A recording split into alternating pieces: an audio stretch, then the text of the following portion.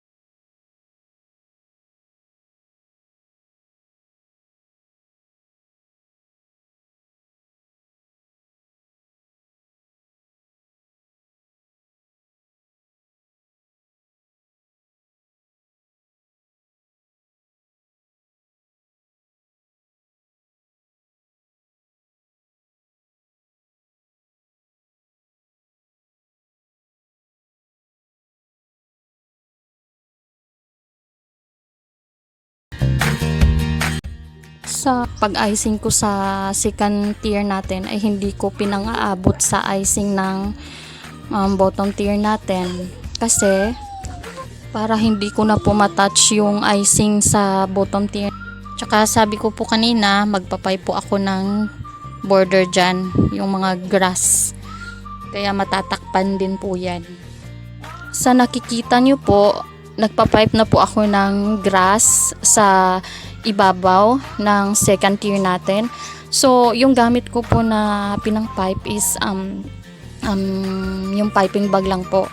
Hindi po ako gumagamit ng grass tip kasi may grass tip ako pero masyadong maliliit yung mga butas.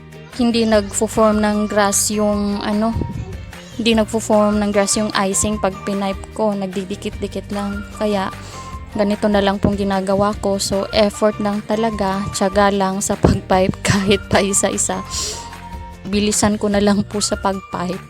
Tsaka kailangan talaga sa baking, lalo na sa pag-design ng customized cakes, kailangan mo talaga ng sako-sakong pasensya at tiyaga. Minsan nakaka-stress. Tapos naiisip ko,